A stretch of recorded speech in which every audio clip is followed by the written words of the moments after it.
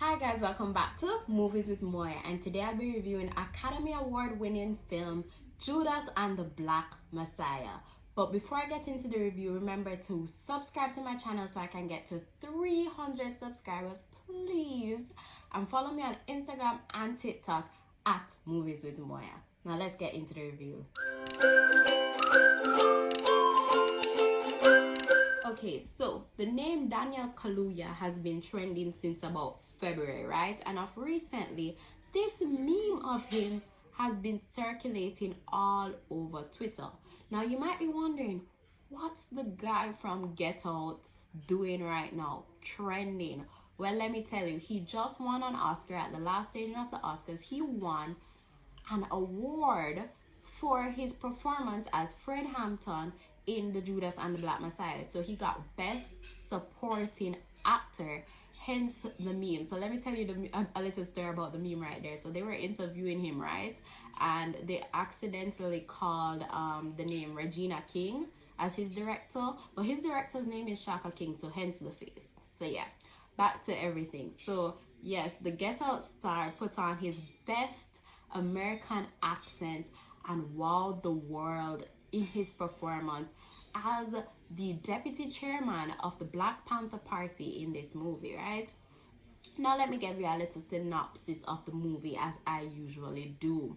So Judas and the Black Messiah is based on the true story of how the FBI got an informant to help them take down Fred Hampton.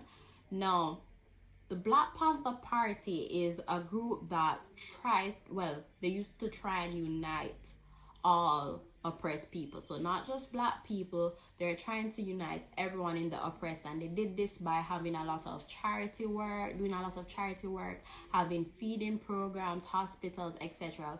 Basically, they were working for the poor and doing stuff that the government wasn't doing.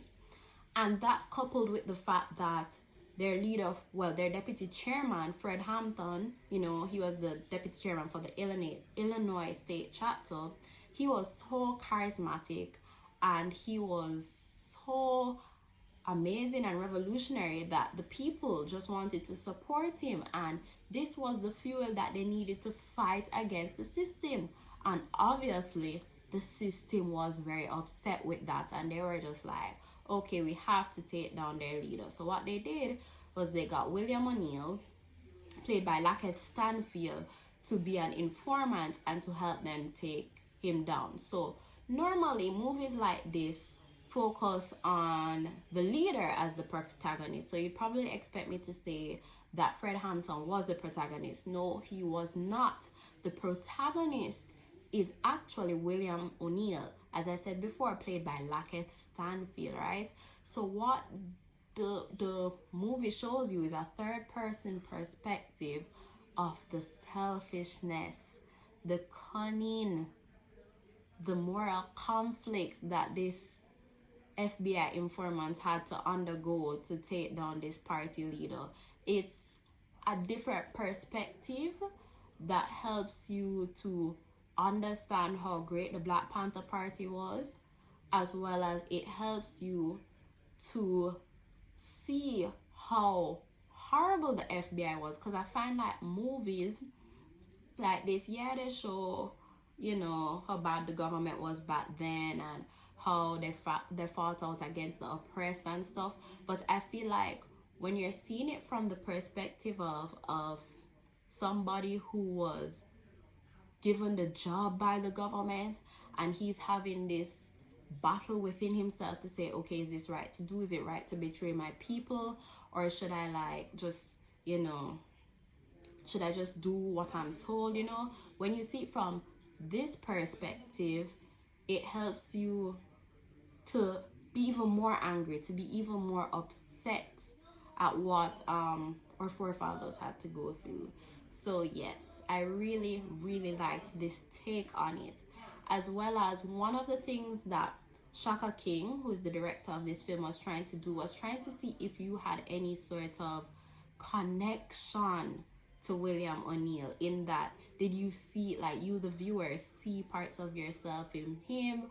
If you were in his position, would you take the job of being the informant, or would you actually stand up for something, you know? Because I don't want to spoil anything for you, but you will see all the things that he was offered, you know. You would see the predicament that he was in. So it was really a battle of self. For William O'Neill, it was a battle of self versus the people. And you also see that contrast between him and Fred Hampton, because Fred Hampton, no matter how bad things got for himself personally, he was always for the people. He said it in his speech, he was gonna die for the people, and that he did. I mean, that's not spoiling anything for you, because if you Google it, you'll see that it's about his assassination story. But yeah, he was for the people. But really seeing it from William's side, you see the contrast, and it's a very, as I said, very, very unique take on a true story, and it just sheds some light on what really went on in history.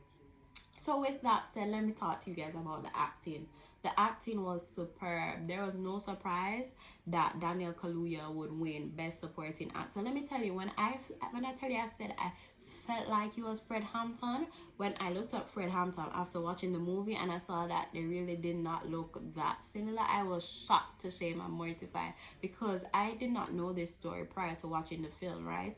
But in my head, like, he was the Fred Hampton. Like, they took that in my head, they had filmed it in 1969 and like brought it back to life now. That's what I thought happened. The way he was just so good. Like, he was able to move you, to motivate you. And honey, I wasn't even fighting the revolution, and I felt motivated to go out and go make a change. Like, when I said this guy Daniel Kaluuya is really, really good, really good. And it wasn't just him, you know. People like Lakeith Stanfield, who is the protagonist, he was excellent, because he made me hate him for like certain decisions that he made. The guy who played the cop, oh my god, the anger I had for all the cops in that movie. Like, when I tell you, the acting was top tier acting, absolutely splendid. The person who played the girlfriend of Fred Hampton, oh my god, I felt her pain. I felt her pain through her pregnancy. I felt her love for Fred. When I tell you, this movie is great, this movie is great. And I know what you guys might be saying, you know, this isn't my type of thing, you know, if you're not somebody who generally watches historical dramas. But I tell you, this is a great movie to watch, because you learn and you feel something. So expand your taste, go watch it. And if you're already someone who likes this type of movie, so if you liked Schindler's List, 12 Years a Slave, Django Unchained, this is a good movie for you to watch as well.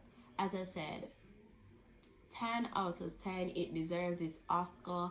I can't believe it didn't get Best Picture, but you know, it had some worthy contenders going up against it. And fun fact, her even won an Oscar for her song that plays at the end of the movie, right?